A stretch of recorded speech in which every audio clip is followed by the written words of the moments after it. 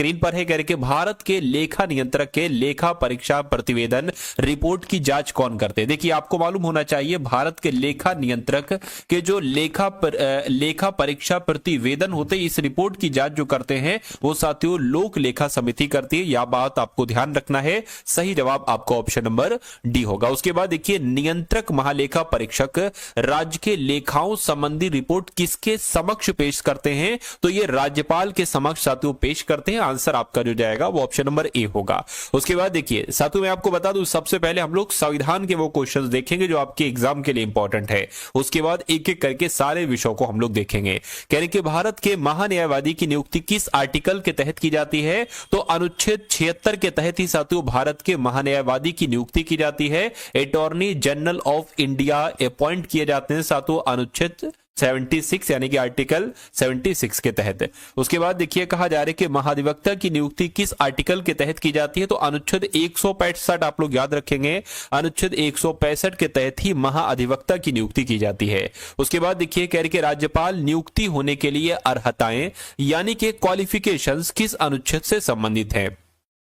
यानी कि राज्यपाल बनने के लिए, उसको नियुक्त होने के लिए जो अर्हताएं होती हैं, क्वालिफिकेशंस होती हैं, इस बात का जिक्र जो किया गया है वो अनुच्छेद 157 में किया गया, इसलिए अनुच्छेद 157 आपका जवाब होगा। उसके बाद देखिए कह रहे कि राज्यपाल के पद के लिए शर्तें किस अनुच्छेद से संबंधित हैं, तो राज्य आपको ध्यान रखना है अनुच्छेद 158 की अगर हम बात करें तो ये राज्यपाल के पद के लिए जो शर्तें चाहिए होती हैं, इस बात का जिक्र अनुच्छेद 158 में कहा गया है। अगला सवाल देखिए कह रहे कि राज्यपाल द्वारा शपथ या प्रतिज्ञान, यानी कि राज्यपाल अपनी नियुक्ति से पहले जो शपथ लेते हैं, इस बात का जिक्र कौन से अनुच्छेद में किया गया है, मैं कहूंगा अनुच्छेद 159 में किया गया है। यह भी इंपॉर्टेंट क्वेश्चन है, कई बार परीक्षाओं में पूछा जा चुका है और इस बार आपकी परीक्षा में पूछा जाएगा।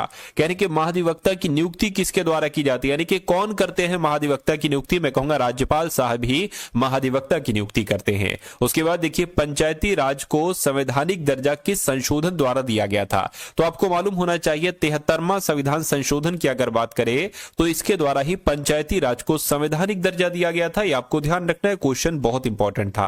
कह रहे कि कुछ आकस्मिकताओं में राज्यपाल के कर्तव्यों का निर्वहन किस अनुच्छेद से संबंधित है, तो अगर बात करते हैं तो अनुच्छेद 160 आपके सवाल का जवाब हो जाएगा। कुछ आकस्मिकताओं में राज्यपाल के कर्तव्यों का निर्वहन किया जा सकता है, इस बात का जिक्र सातों अनुच्छेद 160 में लिखा हुआ है, ठीक है ना। चलिए अगला सवाल देखिए, कुछ मामलों में दोनों सदनों की संयुक्त बैठक किस अनुच्छेद से संबंधित है। दोनों सदन यानी कि लोकसभा और राज्यसभा, तो राज्यसभा और लोकसभा की जो संयुक्त बैठक होती है, इस बात का जिक्र कौन से अनुच्छेद में किया गया, अनुच्छेद 108 में किया गया। देखिए ये सवाल लीजिएगा साथियों, आपकी परीक्षा में 3 से 5 क्वेश्चंस तक अनुच्छेद से संबंधित पूछे जाएंगे। तो जितने भी इंपॉर्टेंट क्वेश्चंस बनते हैं जो अनुच्छेद में बार बार आपसे पूछे जाते हैं अनुच्छेद से रिलेटिव, वो इस वीडियो में मैं करवा रहा हूं, इसलिए साथियों इन क्वेश्चंस को आप लोग बहुत ध्यानपूर्वक देखिएगा। भारतीय संविधान का कौन सा अनुच्छेद मंत्री परिषद की नियुक्ति और अयोग्यता का वर्णन करता है, तो आपको ध्यान रखना है जब हम बात करते हैं साथियों यहां पर अनुच्छेद 75 की, किसकी, अनुच्छेद 75 की अगर बात करें तो ये मंत्री परिषद की नियुक्ति और अयोग्यताओं का वर्णन करता है। आंसर आपका डी होगा। कह रहे कि संविधान का कौन सा अनुच्छेद राज्य को राज्य का सार्वजनिक सेवाओं में न्यायपालिका को कार्यपालिका से अलग करने के लिए कदम उठाने का निर्देश देता है, तो ये अनुच्छेद 50 है। क्या अनुच्छेद 50 है, यानी कि सवाल अगर पूछा जाए तो जवाब मैंने आपको साथियों बतला दिया, अनुच्छेद 50 आपका जवाब होगा। राज्यसभा का गठन जो किया गया अगर बात करें साथियों, ये कब किया गया आपसे पूछा जा रहा है, मुझे बताइए, तो 3 अप्रैल 1952 को, क्या 3 अप्रैल 1952 को ही साथियों राज्यसभा का गठन किया गया था। यह भी इंपॉर्टेंट क्वेश्चन है। कह रहे कि केंद्र सरकार के लेखांकन कार्य से सीएजी को कब अलग किया गया, क्या केंद्र सरकार के लेखांकन कार्य से सीएजी को कब अलग किया गया, तो 1976 में अलग किया गया। सही जवाब आपका ऑप्शन नंबर सी होगा। उसके बाद देखिए संसद में कौन से 2 सदन होते हैं, तो मैं कह सकता हूं संसद में कौन से 2 सदन होते हैं, अभी मैंने आपको बताया था लोकसभा होता है और राज्यसभा होता है, इसलिए सही जवाब अगर आपका भी ऑप्शन नंबर ए है, तो बिल्कुल करेक्ट है। उसके बाद देखिए त्रिस्तरीय पंचायत प्रणाली का सुझाव किस समिति ने दिया था? ये कई बार सैकड़ों बार सवाल आपसे पूछा जा चुका है, आपको याद रखना है। बलवंत राय मेहता समिति की अगर बात करें तो इस समिति के द्वारा ही साथियों त्रिस्तरीय पंचायत प्रणाली का सुझाव दिया गया था। उसके बाद देखिए संसद का वर्णन संविधान के किस भाग में है? तो मैं कहूंगा भाग 5 की अगर हम बात करते हैं तो भाग 5 में साथियों संसद का वर्णन किया गया, आंसर आपका बी होगा। उसके बाद देखिए भारतीय संविधान का निम्नलिखित में से कौन सा अनुच्छेद राज्यपाल को अध्यादेश जारी करने की शक्ति देता है? तो राज्यपाल को अध्यादेश जारी करने की शक्ति जो देता है वो अनुच्छेद 213 है, 213 देता है। लेकिन अगर राष्ट्रपति की बात करें, राष्ट्रपति अध्यादेश जारी करते हैं वो कौन से अनुच्छेद के तहत करते हैं, ये बात आपको बताना है कमेंट सेक्शन में। उसके बाद देखिए कौन सा अनुच्छेद राज्यों के राज्यपाल से संबंधित है? राज्यों के राज्यपाल से कौन सा अनुच्छेद संबंधित है? मैं कहूंगा राज्यों के राज्यपाल की अगर बात करें तो अनुच्छेद 153 आपका जवाब यहां पर हो जाएगा, यह भी आपको ध्यान रखना है। विधान परिषद की सदस्यता के लिए न्यूनतम आयु साथियों कितनी चाहिए होती है? तो 21 वर्ष, 25 वर्ष, 30 वर्ष या 35 वर्ष? मैं कहूंगा 30 वर्ष चाहिए होती है। अगर विधान परिषद की सदस्यता कोई लेना चाहते हैं तो 30 वर्ष कम से कम उसकी उम्र होना चाहिए। कह रहे कि राज्यसभा के 1/3 सदस्यों के निवृत्त होने की अवधि क्या है? तो मैं कह सकता हूं प्रति 2 वर्ष बाद 1/3 सदस्य जो है ना रिटायर हो जाते हैं, रिटायर हो जाते हैं। तो आपका जवाब जो जाएगा प्रति 2 वर्ष के साथ जाएगा, राइट आंसर आपका भी होगा। कह रहे कि यदि लोकसभा के अध्यक्ष अपने कार्यकाल के समाप्त होने से पहले अपना पदत्याग करना चाहें तो वे अपना त्यागपत्र यानी कि इस्तीफा किसको प्रस्तुत करेंगे? तो वो किसको देंगे साथियों? लोकसभा के उपाध्यक्ष को देंगे। लोकसभा के अध्यक्ष अगर इस्तीफा देना चाहते हो तो वो लोकसभा के उपाध्यक्ष को देंगे, लेकिन अगर लोकसभा के उपाध्यक्ष अगर इस्तीफा देना चाहे तो वो किसको देंगे? तो वो लोकसभा के अध्यक्ष को देंगे। दोनों बातें आप लोग याद रखेंगे। भारत के संविधान की कौन सी अनुसूची में विरोधी दल बदल अधिनियम से संबंधित प्रावधान शामिल हैं? तो मैं कहूंगा 10वीं अनुसूची में विरोधी दल बदल अधिनियम से संबंधित प्रावधान शामिल है, आंसर आपका ऑप्शन नंबर डी होगा। उसके बाद देखिए भारतीय संविधान का कौन सा अनुच्छेद मुफ्त कानूनी सहायता और समान न्याय प्रदान करता है? तो किस अनुच्छेद की बात चल रही है? मैं कहूंगा अनुच्छेद 39A की बात चल रही है। ये मुफ्त कानूनी सहायता देता और समान न्याय प्रदान करने की बात कहता है, अनुच्छेद 39 का ए। नेक्स्ट नंबर का सवाल आपकी स्क्रीन पर है। देखिए साथियों 25 सवाल हम लोगों ने देख लिए हैं संविधान के। अब उसके बाद देखिए अगले नंबर के क्वेश्चन है भारत की निम्न नदियों में से कौन सी नदी डेल्टा नहीं बनाती है? तो क्या मैं कह सकता हूं साथियों कौन सी नदी डेल्टा? देखिए 2 नदियां डेल्टा नहीं बनाती हैं, ताप्ती नदी और नर्मदा नदी डेल्टा नहीं बनाती क्योंकि ये एस्चुअरी बनाती हैं। तो कुल मिला के आंसर आपका डी होगा। निम्नलिखित में से किस नदी का स्रोत भारत से बाहर? मैं आपको कई बार बतला चुका हूं, करवा चुका हूं कि जो ब्रह्मपुत्र नदी है इसका स्रोत साथियों बाहर से बाहर है, आंसर आपका ऑप्शन नंबर ए होगा। सूरत किस नदी के किनारे पर स्थित है? तो सूरत की अगर बात करें ये साथियों ताप्ती नदी के किनारे पर स्थित है। कहां पर? सूरत शहर की अगर बात करें तो ये ताप्ती नदी के किनारे पर स्थित है, ये बात आपको ध्यान रखना। तो साथियों मध्य प्रदेश में कहां पर है? मध्य प्रदेश में है बांधवगढ़ राष्ट्रीय उद्यान।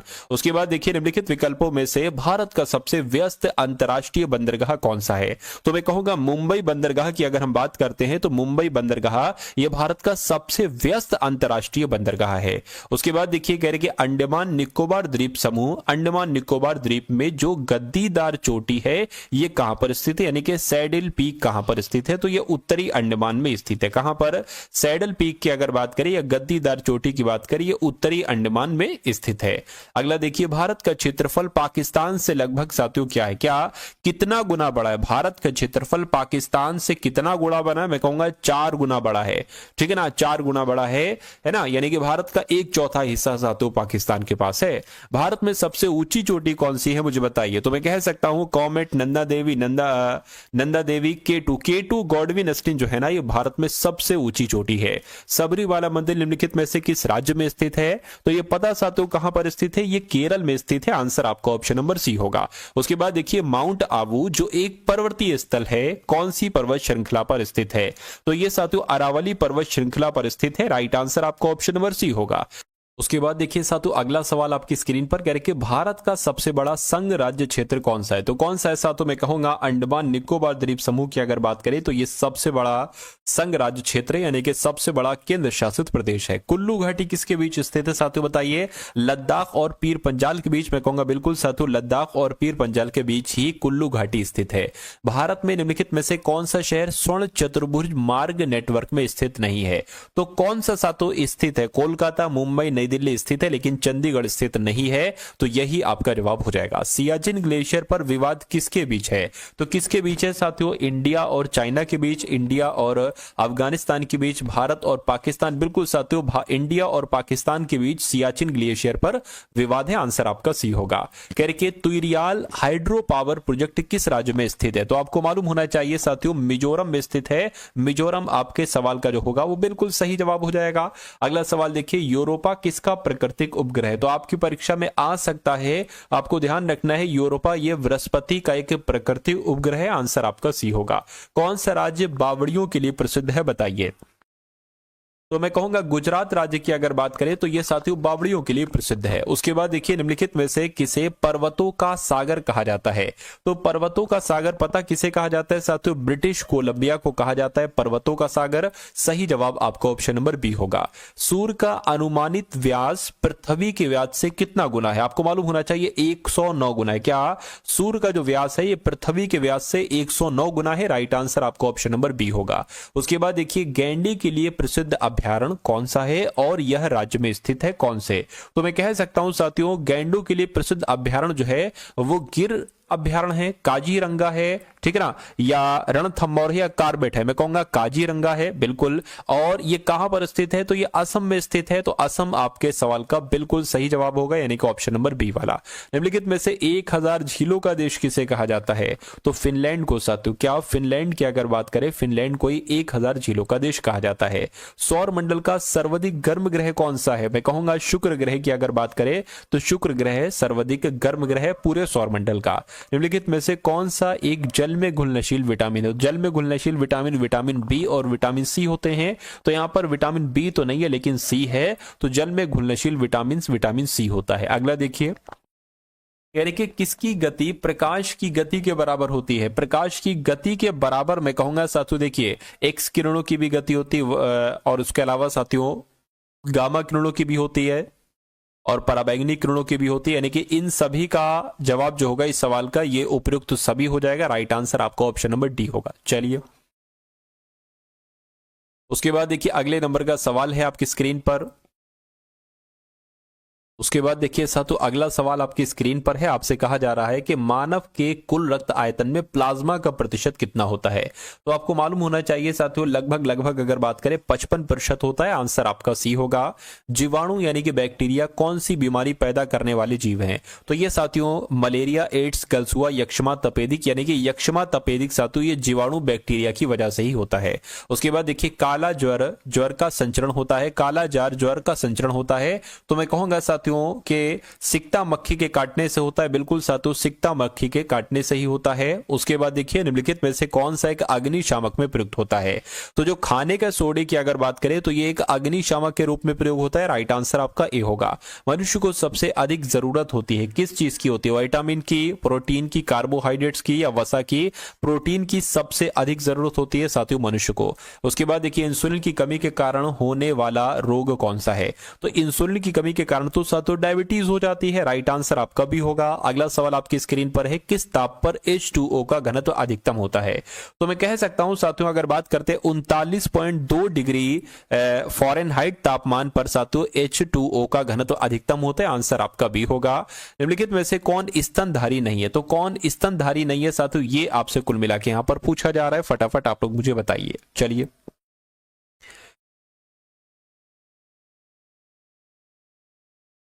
देखिए डॉल्फिन की अगर बात करें तो ये स्तनधारी है, बाघ भी है, मानव भी, लेकिन मगरमच्छ नहीं है। अब मगरमच्छ की अगर बात करें स्तनधारी के अंतर्गत नहीं आता है, तो यही आपका जवाब हो जाएगा।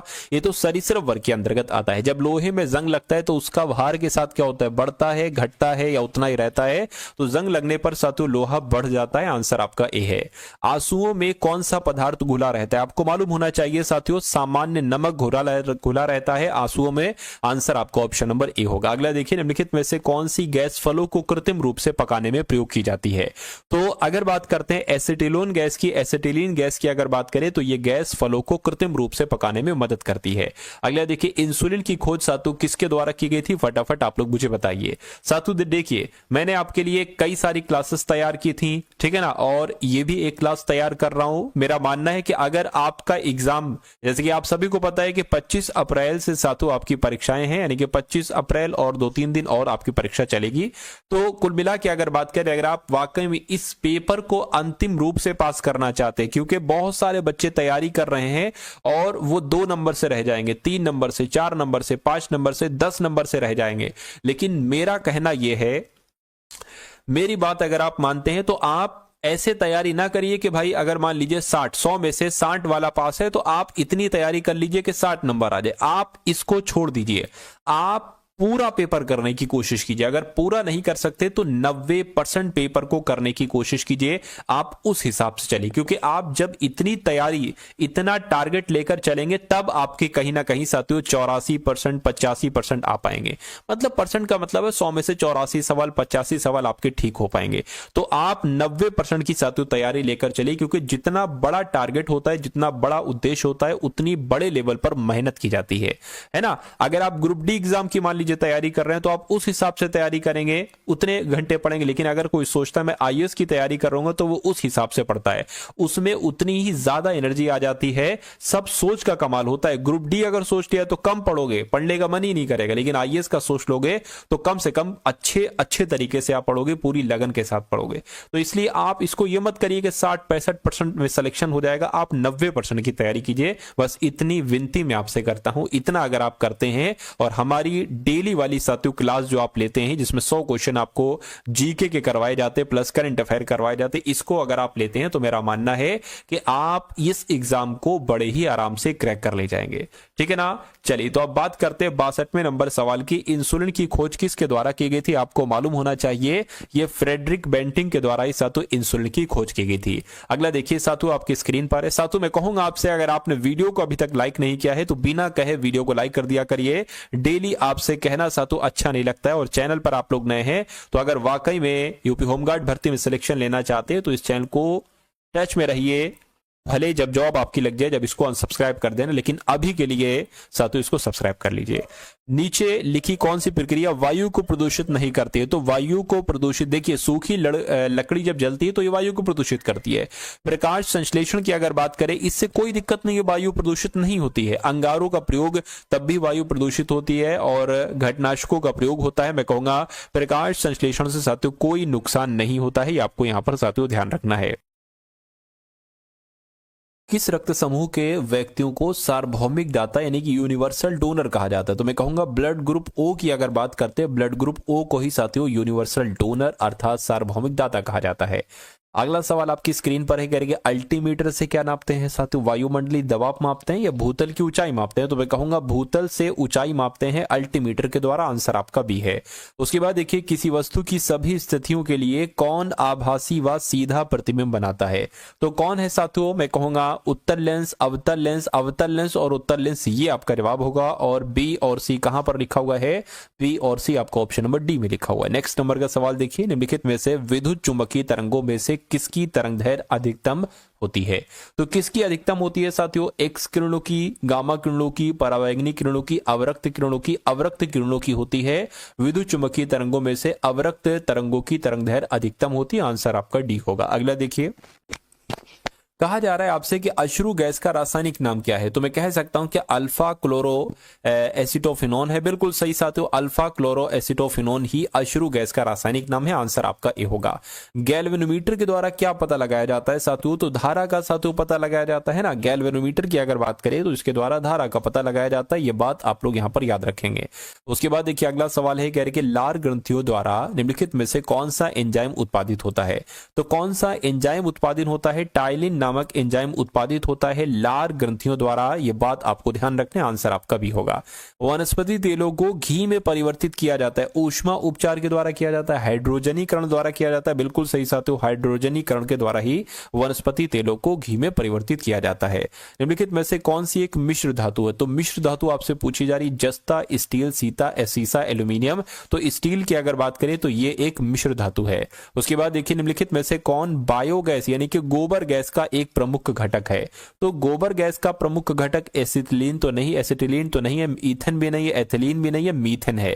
तो मीथेन है साथियों, मीथेन आपके सवाल का बिल्कुल सही जवाब होगा। उसके बाद देखिए इंदिरा सैन्य अभ्यास भारत और किस देश के बीच किया जाता है, तो ये तो आपको मालूम होना चाहिए। इंदिरा सैन्य अभ्यास भारत और रूस के बीच होता है। किसके बीच, भारत और रूस के बीच होता है इंदिरा सैन्य अभ्यास। अगला सवाल देखिए, कहा जा रहा है कि 2011 की जनगणना के अनुसार भारत का जनसंख्या घनत्व कितना था, तो आपको मालूम होना चाहिए 382 है ना, ये जनसंख्या घनत्व था 2011 की जनगणना के अनुसार।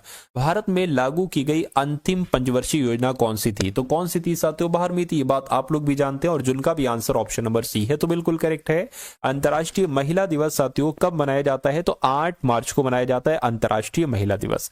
अगला देखिए, पनामा नहर इनमें से किसे प्रशांत महासागर से जोड़ती है, तो पनामा नहर की अगर बात करें तो ये अटलांटिक महासागर, आपको ध्यान रखना है, पनामा नहर जो है ना ये अटलांटिक महासागर को प्रशांत महासागर से जोड़ती है। उसके बाद देखिए, बोडो किस राज्य की मूल जनजाति है, तो बोडो जनजाति तो साथियों असम में होती है। कहां होती है, असम में होती है बोडो जनजाति। कोयना पनबिजली संयंत्र साथियों ये कहां पर स्थित है, तो ये साथियों महाराष्ट्र में स्थित है। महाराष्ट्र आपके सवाल का जो होगा वो बिल्कुल सही जवाब हो जाएगा। कोको का सबसे बड़ा उत्पादक देश कौन सा है, कोको का सबसे बड़ा उत्पादक देश साथियों आइवरी कोस्ट है। क्या है साथियों, आइवरी कोस्ट है कोको का सबसे बड़ा उत्पादक देश। आंसर आपका सी होगा। यूनेस्को का मुख्यालय साथियों किस देश में स्थित है, तो यूनेस्को की अगर बात करें ये तो फ्रांस की राजधानी पेरिस में साथियों यूनेस्को का मुख्यालय स्थित है। आंसर जिनका भी ऑप्शन नंबर ए है तो बिल्कुल करेक्ट है। कह रहे कि निक्सन गोल्ड कप किस खेल से संबंधित है, तो ये फुटबॉल के खेल से संबंधित है साथियों। निक्सन गोल्ड कप कौन से खेल में दिया जाता है, मैं कहूंगा फुटबॉल के खेल में दिया जाता है। अगला देखिए, सूर्य के प्रकाश को पृथ्वी तक पहुंचने में लगभग कितने मिनट लगते हैं, मुझे बताइए। तो लगभग मिनट की अगर बात करें तो 8 मिनट लगते हैं। राइट आंसर आपका ऑप्शन नंबर सी होगा। किसने कहा था दिल्ली अभी दूर है, बताइए। तो अमीर खुसरो ने कहा था, निजामुद्दीन औलिया ने कहा था, फिरोज तुगलक ने कहा था, शेख सलीम चिश्ती ने कहा था, निजामुद्दीन औलिया साहब ने कहा था कि दिल्ली अभी दूर है। उसके बाद देखिए, कह रही कि बेफिन द्वीप किस देश में स्थित है, तो ये अगर बात करते हैं साथियों कहां पर स्थित है, कनाडा में स्थित है बेफिन द्वीप। आंसर आपका सी होगा। अंत्योदय अन्न योजना किस वर्ष शुरू की गई थी, तो ये साथियों सन 2000 में शुरू की गई थी अंत्योदय अन्न योजना। अगला देखिए, चंद्रयान 2 के लैंडर का नाम क्या था, तो चंद्रयान 2 के लैंडर का नाम आपको मालूम होना चाहिए, याद रखना है, विक्रम था साथियों। निम्नलिखित में से कौन से शहर गंगा नदी के तट पर स्थित नहीं है, तो गंगा नदी के तट पर स्थित साथियों कानपुर है, पटना है, हरिद्वार है। लेकिन लखनऊ की अगर बात करें तो लखनऊ तो गोमती नदी के किनारे स्थित है, इसलिए सही जवाब आपका जो जाएगा ऑप्शन नंबर डी के साथ जाएगा। रवि फसल का मौसम कब होता है, रवि की फसल की अगर बात करें तो इसका मौसम अप्रैल से मई, जून से अगस्त, जुलाई से सितंबर, अक्टूबर से मार्च, मैं कहूंगा अक्टूबर से मार्च होता है। सही जवाब आपका डी होगा। बनारस हिंदू विश्वविद्यालय की स्थापना किसके द्वारा की गई थी, तो मैं कहूंगा मदन मोहन मालवीय के द्वारा ही साथियों बनारस हिंदू विश्वविद्यालय की स्थापना की गई थी। एमनेस्टी इंटरनेशनल की स्थापना साथियों किसके द्वारा की गई थी, तो पीटर बेंसन इनका नाम है और पीटर बेंसन के द्वारा ही एमनेस्टी इंटरनेशनल की स्थापना की गई थी। प्योंगयांग किस देश की राजधानी है, तो प्योंगयांग की अगर बात करें तो ये उत्तर कोरिया की राजधानी। कहां की साथ, तो उत्तर कोरिया की राजधानी है प्योंगयांग। निम्नलिखित में से कौन सा त्योहार ओडिशा में मनाया जाता है, यानी कि इसमें से कौन सा त्योहार ओडिशा में मनाया जाता है, बोनालू, छप्पड़ मेला, नहीं, बाली तृतीय की अगर बात करें तो ये त्योहार साथियों बाली तृतीय नामक त्योहार ये ओडिशा में ही मनाया जाता है। अगला देखिए, यानी कि बेहदीन खलम, क्या साथियों बेहदीन खलम किस राज्य का पारंपरिक नृत्य है, तो ये कहां पर किया जाता है, मैं कहूंगा ये मेघालय में किया जाता है साथियों। बेहदीन खलम नामक नृत्य जो है मेघालय में ही किया जाता है। भावगीत लोक संगीत किस राज्य से संबंधित है? तो अगर बात करते हैं साथियों कहाँ से संबंधित है, ये कहाँ होता है, ये कर्नाटक में होता है भावगीत लोक संगीत। उसके बाद देखिए कोटेश्वर जल विद्युत परियोजना किस नदी पर स्थित है? तो ये साथियों भागीरथी नदी पर स्थित है। कहां पर? भागीरथी नदी पर स्थित है। आंसर आपका सी होगा। दूध सागर जलप्रपात किस नदी द्वारा निर्मित हुआ है? तो दूध सागर जलप्रपात की अगर बात करें तो ये साथियों मांडवी नदी द्वारा निर्मित हुआ है। आंसर आपका ऑप्शन नंबर सी होगा। अखिल भारतीय हरिजन संघ की स्थापना की अगर बात करें तो ये साथियों आपकी कब हुई थी मुझे बताइए। 1932 में हुई थी साथियों। जो अखिल भारतीय हरिजन संघ की स्थापना कब हुई थी? 1932 में हुई थी। आपको याद रखना है। अगला सवाल आज की इस वीडियो का अंतिम सवाल 100 नंबर वाला सवाल, मंगल पांडे कहां सिपाही थे? रॉयल गोरखा राइफल्स में, 34वीं बंगाल नेटिव इन्फेंट्री में, सिख रेजिमेंट में, या इनमें से कोई नहीं?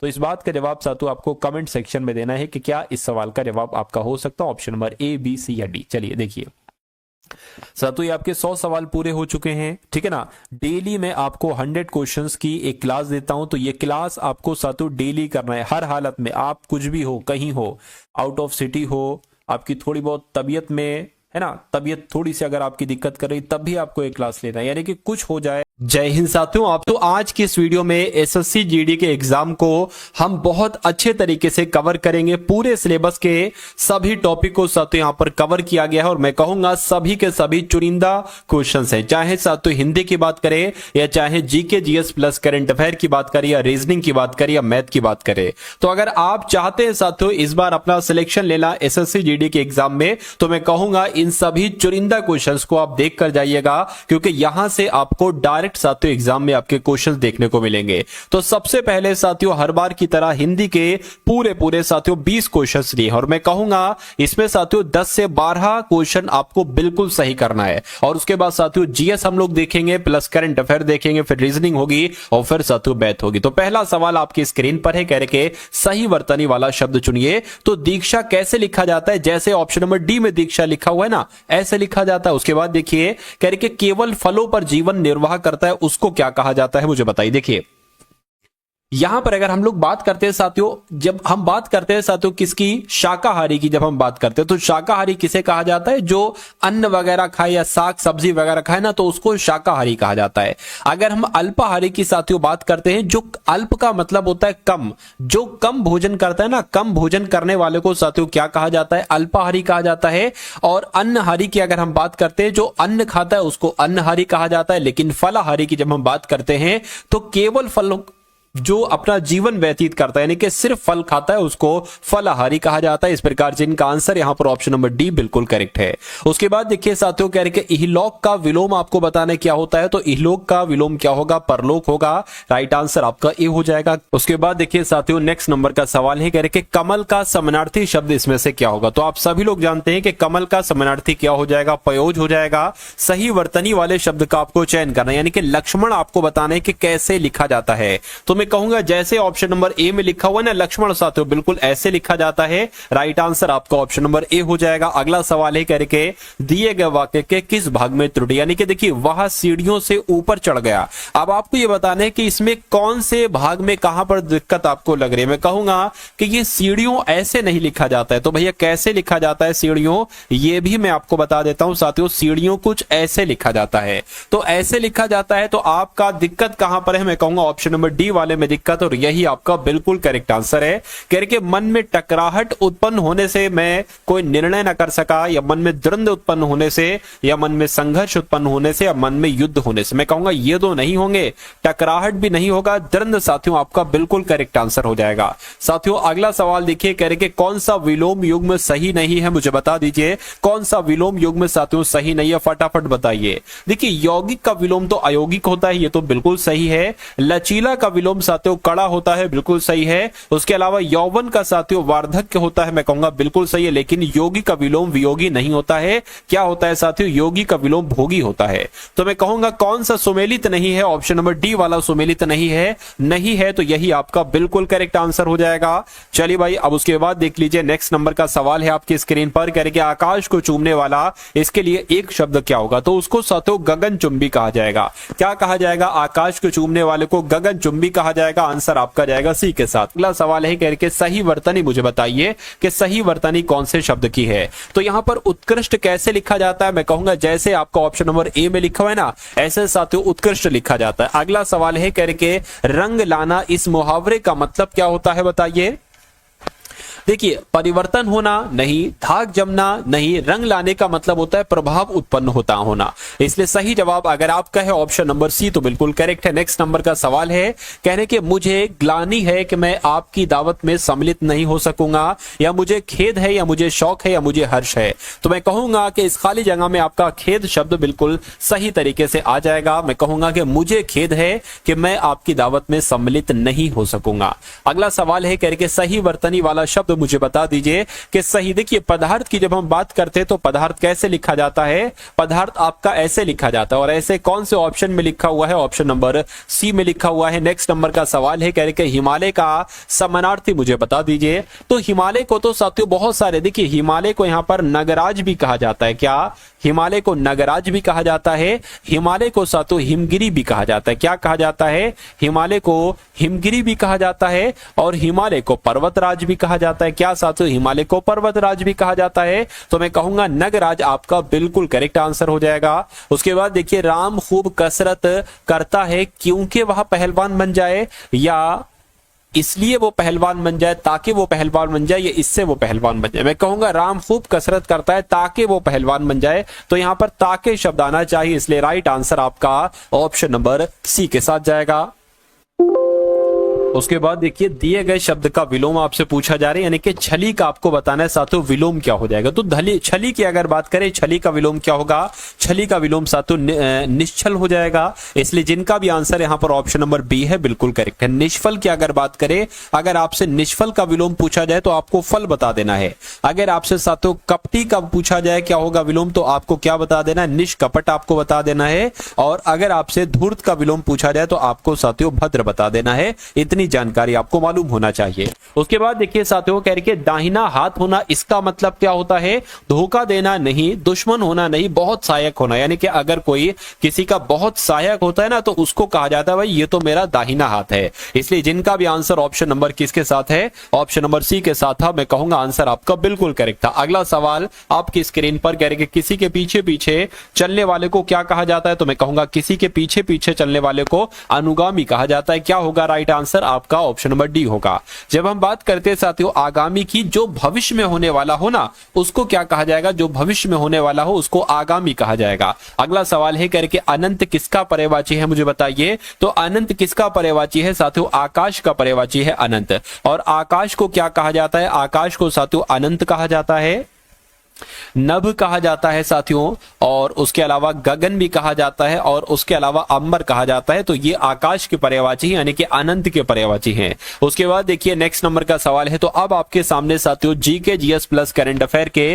क्वेश्चंस गुजरेंगे। तो पहला सवाल साथियों आपकी स्क्रीन पर है सामान्य ज्ञान का, और पूरे 20 क्वेश्चंस हैं। मैं कहूंगा इनमें से साथियों 9 से 10 क्वेश्चन तो आप बिल्कुल सही करने की कोशिश करेगा। कह रहे कि पाल वंश के शासक कौन थे, यानी कि पहले शासक कौन थे? तो गोपाल थे, और यही इसके संस्थापक थे। उसके बाद देखिए मोहम्मद गौरी किस वर्ष पृथ्वीराज तृतीय से पराजित हुए थे? तो 1191 में साथियों पानीपत के दूसरे युद्ध में, पहले युद्ध में मोहम्मद गौरी पृथ्वीराज तृतीय से पराजित हुए थे। अगला सवाल कह रहे कि जब ईस्ट इंडिया कंपनी की स्थापना हुई तब भारत पर निम्नलिखित में से किसका शासन था? तो मैं कहूंगा उस समय मुगलों का शासन था। किसका?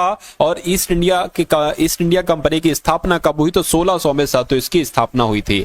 और इसके समय में साथियों कौन मुगल सम्राट था? मैं कहूंगा अकबर साथियों इस समय मुगल सम्राट था। चलिए, क्योंकि अकबर का कार्यकाल लगभग 1556 से लेकर 1605 तक रहा था। अगला सवाल है आपकी स्क्रीन पर, कह रहे कि भारतीय राष्ट्रीय कांग्रेस के उस अधिवेशन के स्थान का नाम क्या था जहां पर पूर्ण स्वराज, क्या साथियों पूर्ण स्वराज को अपना अंतिम लक्ष्य घोषित किया गया था? तो मैं कहूंगा साथियों लाहौर अधिवेशन आपका राइट आंसर हो जाएगा, क्योंकि लाहौर अधिवेशन में ही साथियों पूर्ण स्वराज की मांग रखी गई थी। राइट आंसर आंसर आपका ए है। अगला सवाल कह रहे कि अलीगढ़ मुस्लिम विश्वविद्यालय की स्थापना कब हुई थी, सॉरी किसके द्वारा की गई थी स्थापना की अगर बात करें तो साथियों 1875 में स्थापना हुई थी मोहम्मडन एंग्लो ओरिएंटल कॉलेज की। लेकिन इसका नाम 1920 में क्या हो गया, इसका नाम 1920 में अलीगढ़ मुस्लिम यूनिवर्सिटी हो गया, अलीगढ़ मुस्लिम विश्वविद्यालय हो गया। तो कहने की इसकी स्थापना किसने की थी, तो सर सैयद अहमद खान ने इसकी स्थापना की थी। उसके बाद देखिए सविनय अवज्ञा आंदोलन का मुख्य उद्देश्य क्या था, तो मैं कहूंगा साथियों अगस्त कथन के विरुद्ध नहीं, गोलमेज सम्मेलन भी नहीं, विंस्टन चर्चिल भी नहीं, नमक कर के विरुद्ध साथियों था इसका मुख्य उद्देश्य, यानी कि सविनय अवज्ञा आंदोलन नमक कर के विरुद्ध ही चलाया गया था। उसके बाद देखिए कह रहे कि संयुक्त राज्य अमेरिका ने किस वर्ष दूसरे विश्व युद्ध में प्रवेश किया था, तो दूसरा विश्व युद्ध था साथियों 1939 से लेकर 1945 तक चला था। लेकिन अमेरिका ने इसमें कब भाग लिया था, 1941 में भाग लिया था, यह भी आपको मालूम होना चाहिए। चलिए भाई अब उसके बाद देख लीजिए अगले नंबर का साथियों सवाल है आपकी स्क्रीन पर, आपसे पूछा जा रहा है कि भारतीय संविधान के अनुच्छेद 19 की जब हम बात करते हैं तो अनुच्छेद 19 में क्या कहा गया है, आपसे पूछा जा रहा है। चलिए तो यहां पर अगर बात करते हैं साथियों वाक और अभिव्यक्ति स्वतंत्रता का अधिकार है, ये अनुच्छेद 19 में कहा गया है हर व्यक्ति को। तो इस प्रकार जिनका भी आंसर यहां पर है ऑप्शन नंबर बी बिल्कुल करेक्ट है। अगला सवाल कह रहे कि लोकसभा में सदस्यों के द्वारा निजी विधेयक पेश करने की सूचना अवधि क्या है, तो कितनी है साथियों, 1 माह की है, यानी कि 1 महीना आपका राइट आंसर हो जाएगा। साथियों जो कुछ आपको पढ़ाया जा रहा है, जितना आपको समझाया जा रहा है, जो मैथ के क्वेश्चंस, जीके के क्वेश्चंस, रीजनिंग के क्वेश्चंस या हिंदी के क्वेश्चंस आपको पढ़ाए जा रहे हैं, उन सभी सवालों को आप साथियों करिए। मेरा मानना है कि एग्जाम में आपको हार का सामना नहीं करना पड़ेगा, एग्जाम आपका बहुत आराम से साथियों क्लियर हो जाएगा, ठीक है ना। तो इनमें से कौन सा अनुच्छेद धन विधेयक की बात करता है, तो मैं कहूंगा अनुच्छेद 110 ये धन विधेयक की बात करता है, धन विधेयक को परिभाषित करता है। कह रहे कि भारतीय जनता पार्टी की स्थापना साथियों कब की गई थी, तो 1980 की अगर बात करें ना, 1980 में ही साथियों भारतीय जनता पार्टी की स्थापना की गई थी, ये आप लोग यहां पर याद रखेंगे। पूरे 40 सवाल देखेंगे और 40 सवालों के बाद रीजनिंग और मैथ के क्वेश्चंस आपके स्टार्ट हो जाएंगे। कहने के अंतरराष्ट्रीय चावल अनुसंधान साथियों कहां पर है, मुझे बताइए। तो जब हम बात करते हैं अंतरराष्ट्रीय चावल अनुसंधान संस्थान कहां पर है, तो ये तो मनीला में। कहां पर है साथियों, ये मनीला में है। आंसर आपका डी के साथ जाएगा। भारत और श्रीलंका को अलग करने वाली जलराशि कौन सी है, तो मैं कहूंगा पाक जल संधि की अगर हम बात करते हैं, पाक जलराशि की बात करते हैं, तो ये भारत और श्रीलंका को अलग करने वाली जलराशि है। अगला सवाल है कह रहे कि दक्षिण भारत का मैनचेस्टर किसे कहा जाता है, तो मैं कहूंगा कि कोयम्बटूर को क्या कहा जाता है, दक्षिण भारत का मैनचेस्टर कहा जाता है, ठीक है ना। भारत का मैनचेस्टर गुजरात राज्य में जो अहमदाबाद है ना, इसको कहा जाता है, यानी कि अहमदाबाद को भारत का मैनचेस्टर कहा जाता है, और उत्तरी भारत का मैनचेस्टर कानपुर को कहा जाता है, और दक्षिण भारत का मैनचेस्टर मैंने आपको बता दिया तमिलनाडु के कोयम्बटूर को कहा जाता है। अब उसके बाद देखिए अगले नंबर का सवाल है कह रहे कि नेपाली भाषा मुख्य रूप से किस राज्य में बोली जाती है, तो नेपाली भाषा की अगर बात करते हैं साथियों, ये सिक्किम में बोली जाती है। कहां पर बोली जाती है, सिक्किम में बोली जाती है, ये आप लोग ध्यान रखेंगे। अगले नंबर का सवाल है कह रहे कि हाल ही में मसूद पेजेशकियान ने किस देश के राष्ट्रपति के रूप में शपथ ली है, तो मैं कहूंगा ये तो ईरान के राष्ट्रपति बने हैं। ये कहां के साथियों राष्ट्रपति बने हैं, मसूद पेजेशकियान, ये ईरान के राष्ट्रपति बने हैं। तो ईरान आप लोग ध्यान रखेंगे, ऑप्शन टाइप नहीं हो पाया सही तरीके से। अगला सवाल है करके कुल्हाड़ी बंद पंचायत अभियान, ये बहुत इंपॉर्टेंट है, पूछा जा रही है किस राज्य ने शुरू किया है, तो मैं कहूंगा ये तो राजस्थान ने शुरू किया है कुल्हाड़ी बंद पंचायत अभियान। उसके बाद देख लीजिए कहने के राष्ट्रपति द्रौपदी मुर्मू जी ने किस देश में अंतरराष्ट्रीय शिक्षा सम्मेलन को संबोधित किया है, तो मैं कहूंगा न्यूजीलैंड की जब हम बात करें तो राष्ट्रपति द्रौपदी मुर्मू जी ने न्यूजीलैंड में अंतरराष्ट्रीय शिक्षा सम्मेलन को संबोधित किया है। अगला सवाल है करके किस एयरपोर्ट पर पंजाब सहायता केंद्र खोला गया है, तो मैं कहूंगा दिल्ली एयरपोर्ट की अगर बात करते हैं, दिल्ली एयरपोर्ट पर ही साथियों पंजाब सहायता केंद्र खोला गया है। अगला सवाल है कह रहे कि किस राज्य की विधानसभा में एंटी पेपर लीक विधेयक पास हुआ, ये पेपर में आपसे सवाल जरूर पूछा जाएगा, इसलिए आप लोग ध्यान रखेंगे कि एंटी पेपर लीक विधेयक जो पास हुआ है ये बिहार सरकार के द्वारा, यानी कि बिहार की विधानसभा के द्वारा किया गया है, ये आप सभी लोगों को मालूम होना चाहिए। अगला सवाल है, तो अब आपके साथियों यहां पर रीजनिंग के क्वेश्चन शुरू हो चुके हैं। कौन से क्वेश्चंस हम लोग देखेंगे साथियों, रीजनिंग के सभी बहुत अच्छे तरीके से इन सभी सवालों को हम लोग देखने की कोशिश करेंगे, और आप देखिएगा साथियों कितना स्कोर यहां पर आपका रहता है। चलिए भाई बात करें अगर यहां पर हम लोग कह रहे कि साथियों यहां पर मैं आपको समझा देता हूं, आपके पास ऐसा एक कागज का टुकड़ा है, आप इसको बीच से फोल्ड करते हैं और आप इसको ऐसे मतलब ये वाली साइड इसके ऊपर ले आते हैं। उसके बाद क्या करते हैं, आप कागज को यहां से फोल्ड करते हैं और ये वाली साइड इसके ऊपर ले आते हैं और अब आपके पास एक कागज की ऐसी साथियों यहां पर साइड बन जाती है। ठीक है ना, इतनी साइड बन जाती है, कहिए बिल्कुल इतनी साइड ही बन जाती है। उसके बाद आप क्या करते हैं, एक आप साथियों यहां पर वर्ग टाइप का एक बड़ा वर्ग और एक छोटा वर्ग का होल करते हैं और यहां पर एक सर्किल टाइप का होल करते हैं। तो आपको बताने के जब ये चारों तरफ से आकृति खुलेगी तो ये कैसी दिखाई देगी मुझे बताइए। देखिए जब यहां पर चौकोर है तो मैं कहूंगा यहां पर भी साथियों चौकोर हो जाएगा, यहां पर चौकोर है तो इसका चौकोर यहां पर बनेगा, यहां पर सर्किल है तो ये यहां पर बनेगा। ऐसा कहां साथियों आपको लग रहा है मुझे बताइए, ऐसा कहां लग रहा है। अच्छा अगर बात करें साथियों जब ये ऐसे खुलेगी तो मैं कहूंगा यहां पर भी एक बनेगा और यहां पर भी एक बनेगा। ठीक है, और अब ये चौकोर जो है ना वो ये यहां पर बनेगा, ऐसे करके बनेगा और ये ऐसे करके बनेगा। और सर्किल की बात करें, एक सर्किल यहां पर और एक सर्किल यहां पर। ऐसा कहां पर बना हुआ है, यहां पर नहीं, यहां पर नहीं, यहां पर भी नहीं। मैं कहूंगा ऐसा same to same option number D में बना हुआ है। दी गई शीट को मोड़कर एक घन बनाया जाता है। इस प्रकार निर्मित घन में प्लस चिन्ह वाले फलक के विपरीत फलक पर कौन सा चिन्ह मौजूद है आपसे पूछा जा रहा है। यानी कि देखिए साथियों एक आपको ऐसा सवाल दे दिया जाएगा और एक ऐसी चित्र आपको दे दिया जाएगा। यहां पर साथियों प्लस है, आपसे पूछा जा रहा है कि भैया प्लस के विपरीत कौन पर है, ये हैशटैग है और ये साथियों प्रतिशत है, ये बराबर है। तो मैं आपको बता देता हूं अगर आपसे पूछा जाता है ये @ है, अगर @ का विपरीत आपसे पूछा जाता तो आप साथियों हैशटैग बताते। सारी चीजें मैं आपको बता दे रहा हूं। अगर डॉलर का आपसे पूछा जाता कि विपरीत क्या होगा साथियों, तो डॉलर का विपरीत क्या होगा, एक तरीके से प्रतिशत होता है। लेकिन प्लस की अगर बात करें तो प्लस का विपरीत क्या होता है साथियों, बराबर यहां पर हो जाएगा। तो मैं कहूंगा प्लस का विपरीत क्या हो जाएगा, बराबर हो जाएगा। और आपका राइट आंसर साथियों ऑप्शन नंबर बी के साथ चला जाएगा। चलिए भाई उसके बाद देख लीजिए नेक्स्ट नंबर का सवाल है। अब यहां पर साथियों आपको बताने के जैसे इंग्लिश की डिक्शनरी में लिखा होता है ना, वैसे आपको बताने के सबसे पहले कौन सा वर्ड आएगा, उसके बाद कौन सा वर्ड आएगा, उसके बाद कौन सा वर्ड आएगा। साथियों इस टाइप के क्वेश्चंस की आप जितनी ज्यादा से ज्यादा प्रैक्टिस करेंगे ना उतना ही साथियों आपके लिए अच्छा होगा, उतना ही आप बहुत आराम से इन सवालों के जवाब आप दे पाएंगे। अब देखिए यहां पर अगर साथियों यहां पर अगर साथियों हम लोग बात करते हैं कि सबसे पहले कौन सा आएगा, ये PEG लिखा हुआ है। अच्छा PE यहां पर है, सब में तो PER लिखा हो तो मैं कहूंगा PEG, जी पहले आता है तो साथियों ये पहले आ जाएगा सबसे नंबर 1 पर। ठीक है ना, और उसके बाद साथियों PERO है, PERC है तो मैं कहूंगा ये उसके बाद आता है। यानी कि 1 आ गया, 4 आ गया, उसके बाद PERF आता है क्या, या इससे पहले मैं कहूंगा बिल्कुल साथियों यानी कि 5 आ जाएगा। तो अब इसमें से कौन सा पहले आएगा, S तो 19 पर होता है, O 15 पर होता है तो साथियों 3 आ जाएगा और फिर 2 आ जाएगा। यानी कि 145-32 कहां पर लिखा हुआ है, 145-32 ऑप्शन नंबर सी में लिखा हुआ है। तो ये आपका बिल्कुल करेक्ट आंसर हो जाएगा। उसके बाद देखिए अगला सवाल है, कहने के साथियों GN21QK, यदि दर्पण को दाईं ओर रखा गया हो तो दिए गए संयोजन के लिए सही दर्पण प्रतिबिंब क्या बनेगा। यानी कि G रखा है, ठीक है ना, देखिए एक सेकेंड, ये G कुछ ऐसे करके यहां पर बना है, G बना है, N बना है, 21 बना है और Q बना है मैं कहूंगा साथियों, और K बना है। अगर आप इसको दर्पण में देखेंगे तो आप कैसे देखेंगे, K ऐसे बना होगा। ठीक है, Q की अगर बात करें ना, Q साथियों आपका Q कुछ ऐसे करके बना होगा। 1 की अगर बात करें 1 ऐसे बना होगा और 2 की अगर बात करें ऐसे बना होगा, N ऐसे बना होगा और G साथियों कुछ ऐसे बना होगा। तो ऐसे कौन से ऑप्शन में मैं कहूंगा, किसी भी ऑप्शन में मुझे नजर नहीं आ रहा है, लेकिन जो चीजें मैंने आपको बताई, जो कॉन्सेप्ट मैंने आपको बताया वो आपको तैयार करना है। हो सकता हो ये गलत टाइप हो गए हो ऑप्शन, खैर जो चीजें मुझे बताना थी वो मैंने आपको बतला दी। अगला सवाल है, कह रहे हैं साथियों सबसे पहले यहां पर 2 आया है, फिर 5 आया है, 2 5 आया है, 11 आया है, 17 आया है। उसके बाद आपको बताने कि कौन सा नंबर आएगा और उसके बाद 31 ही आना चाहिए और उसके बाद 41 आना चाहिए।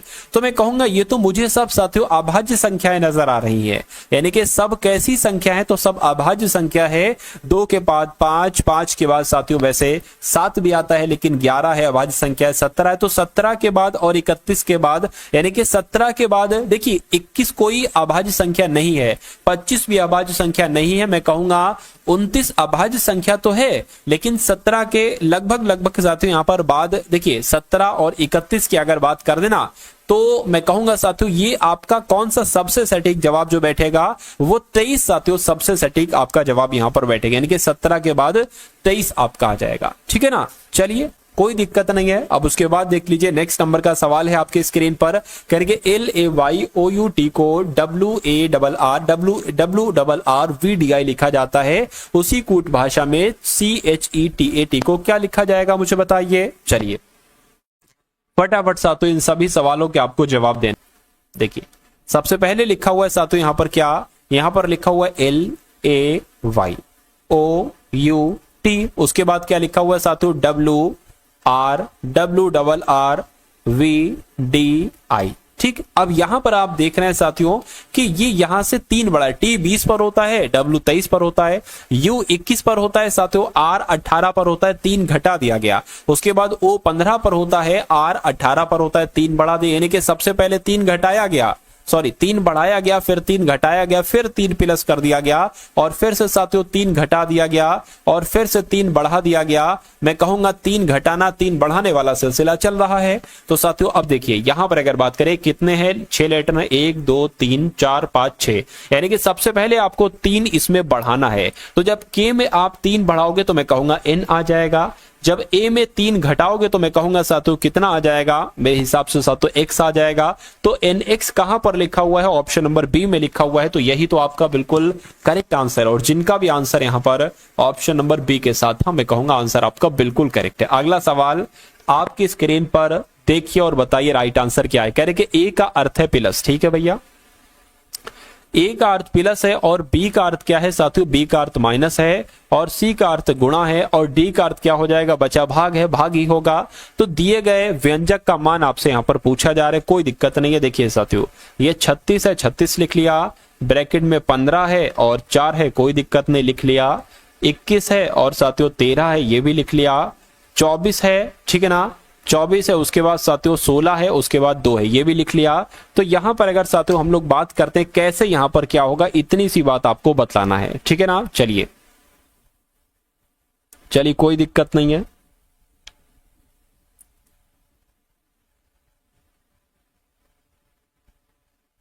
चलिए भैया, हाँ तो यहां पर अगर साथियों हम लोग बात करें, अब देखिए A है ना, तो A का मतलब क्या है, A का मतलब साथियों यहां पर प्लस बताया गया है, तो हम प्लस यहां पर लिख लेंगे।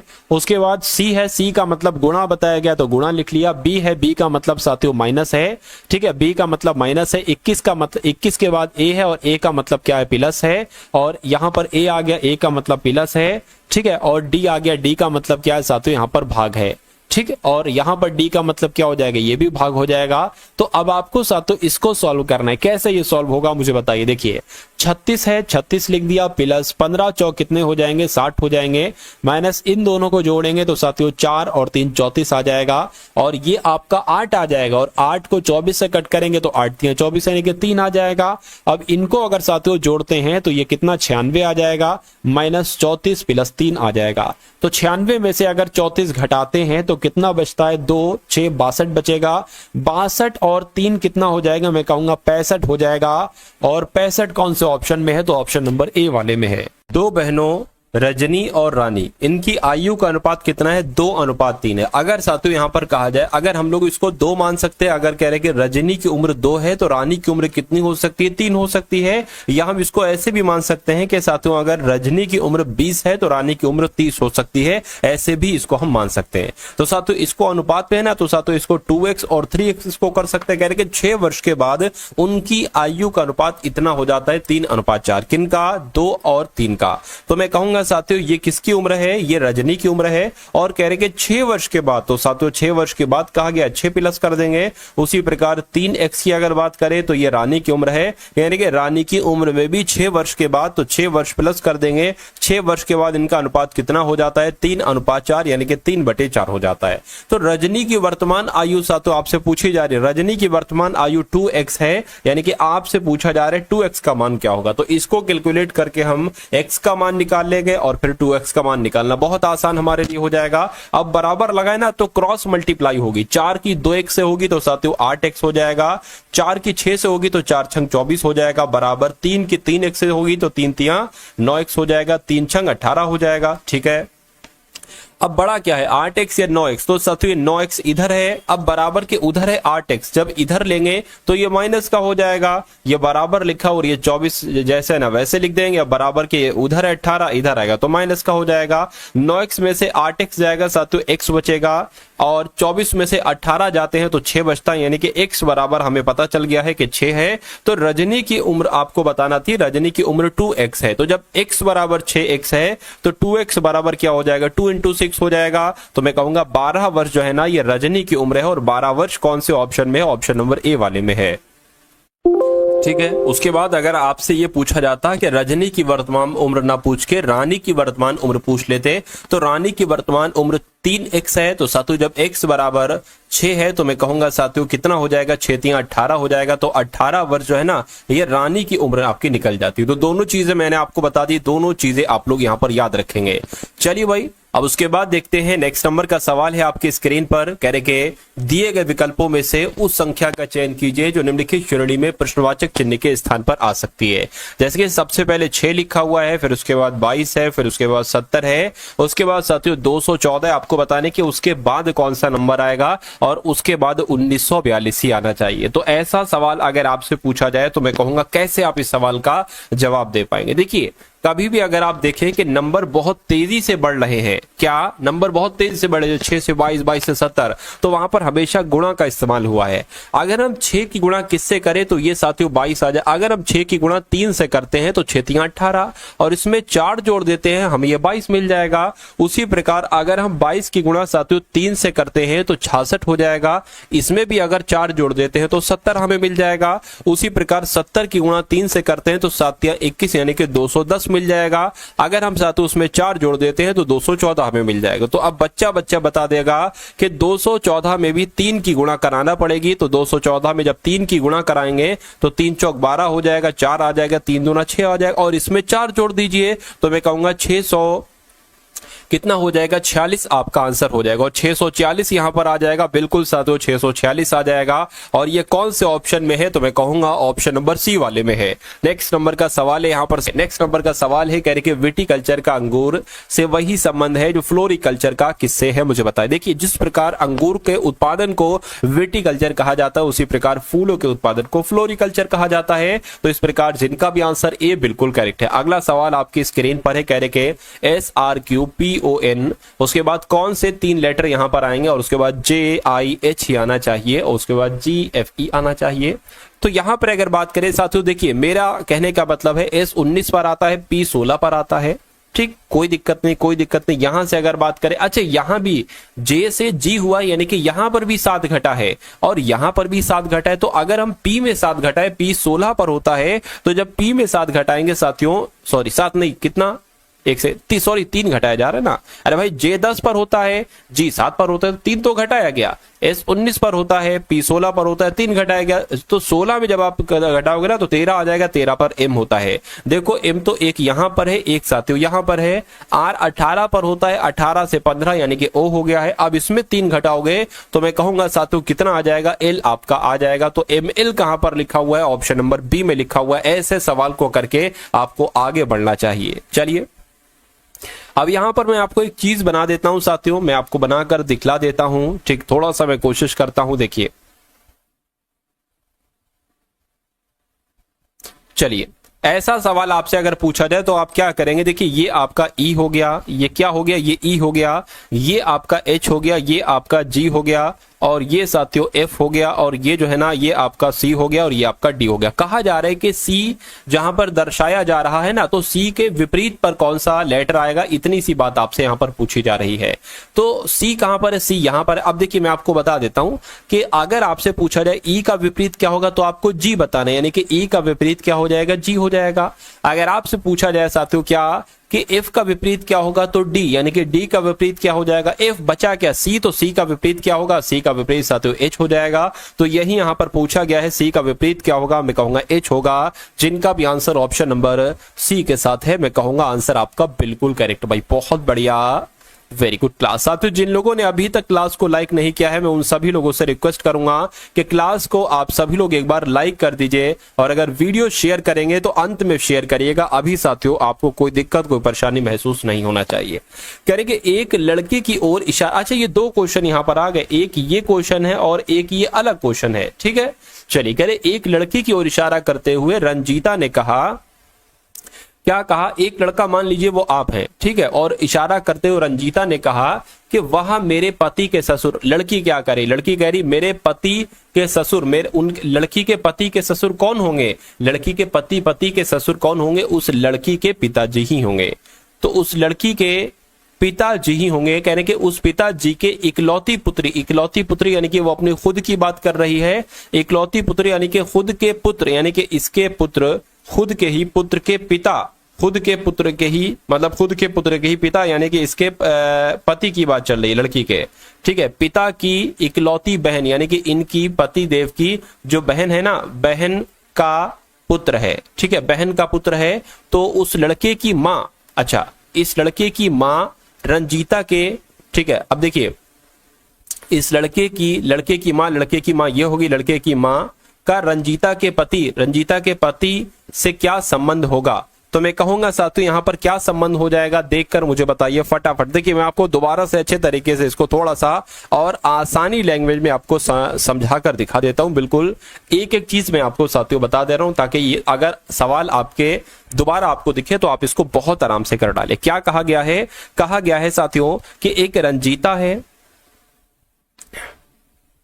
रंजीता की बात चल रही है। रंजीता जो है ना, ये एक लड़के की ओर इशारा करते हुए कहती है कि वह मेरे पति, तो इनके पति मान लीजिए क्या हो गए, इनके पति ये हो गए, कह रहे कि इनके पति के ससुर। अच्छा, इनके पति के ससुर कौन होंगे, यानी कि इनके पिताजी होंगे, इनके पिताजी होंगे, ठीक है। इनके पिता पति के ससुर की इकलौती पुत्री, यानी कि अब ये अपनी खुद की बात कर रही हैं, पुत्री के पुत्र, इनका यानी कि इन दोनों का पुत्र, ठीक है ना, इन दोनों के पुत्र के पिता की, ठीक है, पिता की इकलौती बहन। अच्छा, अब यहां पर ये बहन आ गई, ठीक है, क्या आ गई, ये बहन आ गई, बहन का पुत्र है, ठीक है, बहन का पुत्र है कौन साथियों, वो लड़का, ठीक है, यानी कि वो लड़का। और रंजीता में क्या है, रंजीता के पति जो है ना, उनकी जो बहन है उनका बेटा है साथियों ये लड़का। तो कह रहे कि उस लड़के की माँ, अब ये इस लड़के की माँ कौन होंगी, इस लड़के की माँ यही तो होंगी, इस लड़के की माँ का रंजीता के पति, ठीक है, रंजीता के पति, इन दोनों में आपस में क्या संबंध ये पूछा जा रहा है। तो पति से क्या संबंध होगा, यानी कि रंजीता के पति क्या कहेंगे इनको, तो बहन ही तो कहेंगे साथियों, बहन कहेंगे ना। तो कहां पर बहन लिखा हुआ है, ऑप्शन नंबर ए में बहन लिखा हुआ। तो ऐसे आपकी बहुत अच्छे तरीके से समझ में आ चुका होगा। चलिए, तो अब साथियों यहां पर हम लोग बढ़ते हैं नेक्स्ट नंबर की तरफ। तो क्वेश्चन नंबर नेक्स्ट जो है ना, वो अभी आपके सामने, इसको मैं आपके लिए जूम कर देता हूं और इसको आप देखिए और मुझे बता दीजिए राइट आंसर क्या है, क्योंकि ऐसा एक सवाल आपसे यहां पर पूछा जाता है। देखिए, ठीक है, चलिए,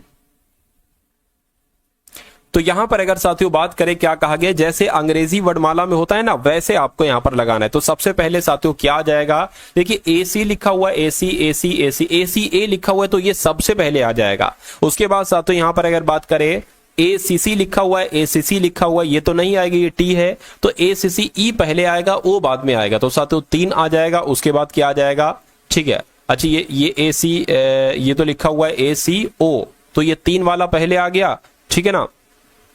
उसके बाद साथियों ये वाला आ जाएगा, 4 आ जाएगा, ठीक है, 4 के आने के बाद साथियों ये वाला आ जाएगा और फिर ये वाला आ जाएगा, यानी कि 1 और 5 आ जाएगा। 234-15 कहां पर लिखा हुआ है, 234-15 ऑप्शन नंबर ए में। कथन और निष्कर्ष वाला सवाल आपकी स्क्रीन पर आ चुका है। कह रहे कि कथन में कहा गया है सभी चूहे कुत्ते, तो साथियों मान लेते हैं हम ये क्या हो जाएंगे, ये चूहे हो जाएंगे। और कहा जा रहा है कि सभी चूहे क्या हैं, सभी चूहे कुत्ते हैं। क्या साथियों, सभी चूहे क्या बताया गया है, सभी चूहे यहाँ पर कुत्ते बताया गया है, तो सभी चूहे कुत्ते हो गए, इतनी बात क्लियर है।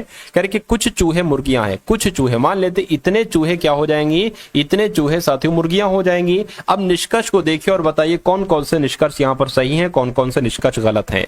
कह रहे कि साथियों केवल कुछ चूहे कुत्ते हैं, तो कुछ चूहे कुत्ते हैं, बिल्कुल साथियों कुछ चूहे। देखिए जब सब चूहे कुत्ते हैं, जब सब चूहे कुत्ते हैं तो कुछ चूहे कुत्ते हैं, ये बात भी बिल्कुल सही होगी। कुछ मुर्गियां चूहे हैं, कुछ मुर्गियां चूहे हैं साथियों, ये बात भी यहां पर बिल्कुल सही कही गई है, ठीक है ना।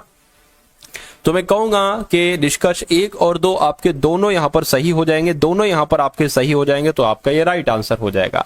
फिर से एक बार देख लेते हैं, सभी चूहे कुत्ते हैं, तो ये जितने सभी चूहे हैं ना, ये सभी चूहे कुत्ते हो गए।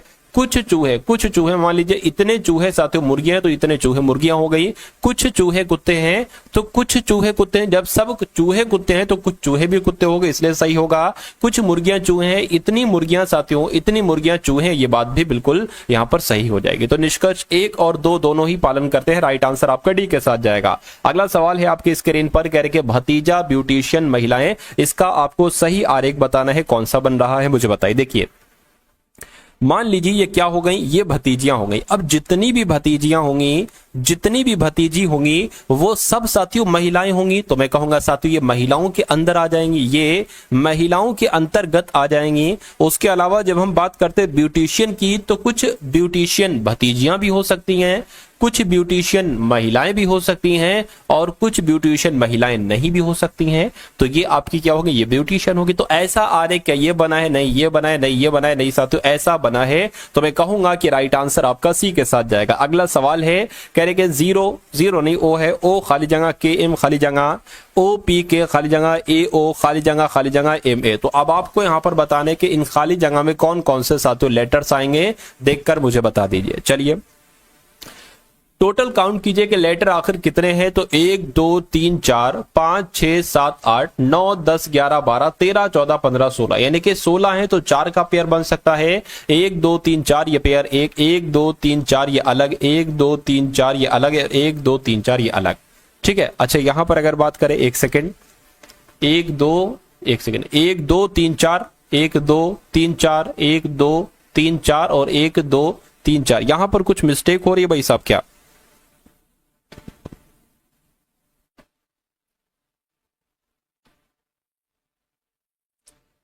अरे भाई ये ओ हो गया, ठीक खाली जगह हो गई, के हो गया, एम हो गया खाली जगह हो गई, ओ पी के हो गया खाली जगह हो गई, ए ओ हो गया खाली जगह एम ए हो गया। कितने टोटल लेटर हैं देखिए जरा, 1 2 3 4 5 6 7 8 9 10 11 12 13 14 15, अच्छा 15 है मेरे यहाँ पर, तभी तो साथियों कंफ्यूजन हो रही है। तो तब भी आप साथियों 4 4 का ही एक बार बनाने की यहाँ पर कोशिश करिए। अच्छा एक काम करिए, 15 का भी तो 5 5 का भी तो बन जाएगा, 5 का ज्यादा बेटर रहेगा। तो 5 का अगर हम बनाकर रखें, 5 का, ठीक है, तो 1 2 3 4 5 ये अलग, 1 2 3 4 5 ये अलग, और 1 2 3 4 5 ये अलग। आप देख रहे हैं अंत में एम ए आ रहा है, यहां पर ए है, एम नहीं है, एम बना दिया। आप देख रहे हैं पूरे में ओ पी के एम ए, तो ओ पी के एम ए हो गया, ओ पी के एम ए हो गया, ओ पी के एम ए हो गया।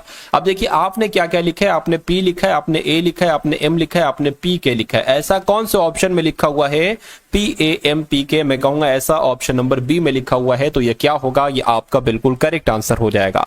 अब नेक्स्ट नंबर का सवाल है साथियों आपकी स्क्रीन पर, कह रहे कि आर ए टी को 39 लिखा जाता है, डी ओ जी को डॉग को 26 लिखा जाता है, वाई ए के को साथियों क्या लिखा जाएगा मुझे बताइए। देखिए जैसे कि ये आर 18 पर है, ए 1 पर है और ये 20 पर है, तो मैं कहूंगा 39 इनका योग बनता है, इनका 26 बनता है, तो इनका क्या बनेगा 25 प्लस 1 प्लस 11। तो मैं कहूंगा 25 प्लस 12 कितना हो जाएगा, 7 3 यानी कि 37 हो जाएगा। तो 37 आपका ऑप्शन नंबर सी में है। अगला सवाल है आपकी स्क्रीन पर। तो अब आपके सामने साथियों मैथ के क्वेश्चंस यहां पर शुरू हो चुके हैं। कौन से क्वेश्चन साथियों, मैथ के क्वेश्चंस को अब आप लोग यहां पर देखेंगे। कहा जा रहा है कि एक निर्माता ने एक वस्तु पर 1400 रुपए मूल्य अंकित किया, ठीक है।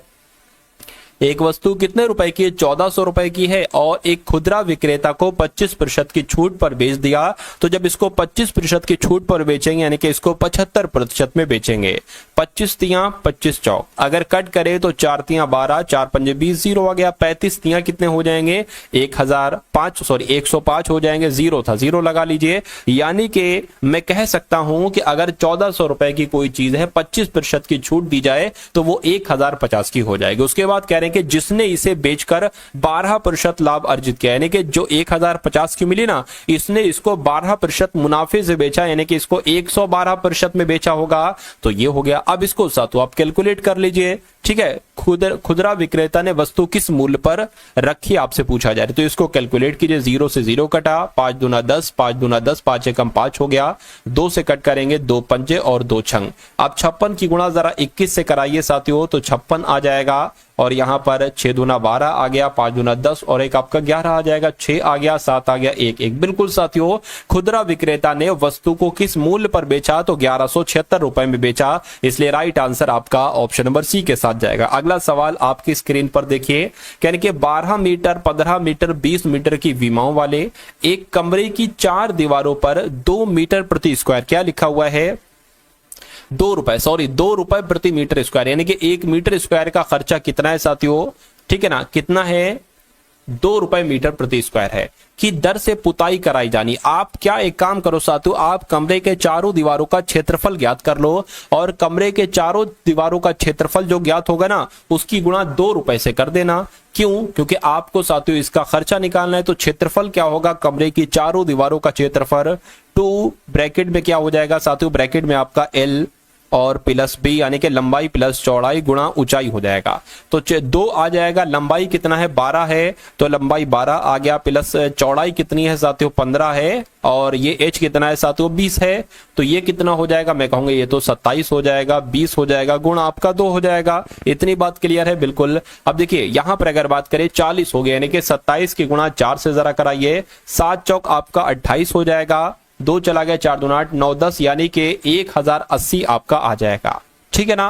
तो 1080 की 2 से गुणा करा दीजिए, क्योंकि 1 मीटर का खर्चा कितना है, 2 रुपए है, ठीक है। तो 108 की गुणा हम 2 से करा देते हैं, 8 दूना 16, 2 आ गया 0, यानी कि 2160 आपका खर्चा आ जाएगा टोटल कमरे की चारों दीवारों पर पुताई करने का। तो इस प्रकार जिनका भी आंसर ऑप्शन नंबर किसके साथ है, ऑप्शन नंबर डी के साथ है, मैं कहूंगा आंसर आपका बिल्कुल करेक्ट हो जाता है भाई, बहुत बढ़िया, very good class. Next number का सवाल है आपकी स्क्रीन पर साथियों, इस सवाल को देखिए और मुझे बताइए राइट आंसर क्या हो। करेंगे स्थान ए से बी तक ट्रेन और बस के किराए का अनुपात, यानी कि ट्रेन, मान लीजिए ये ट्रेन हो गई, ये बस हो गई। ट्रेन का खर्चा अगर 3 रुपए पड़ता है तो बस का किराया 5 रुपए पड़ता है। यदि ट्रेन का किराया 15% बढ़ जाता है, अब एक काम करिए, इसको बड़ा नंबर कर लीजिए, 300 और 500, यानी कि अगर ए स्थान से 20 तक ट्रेन से जाते हो तो 300 रुपए पड़ते हैं, बस से जाते हो तो 500 रुपए पड़ते हैं। कह रहे कि यदि ट्रेन का किराया 15% बढ़ गया,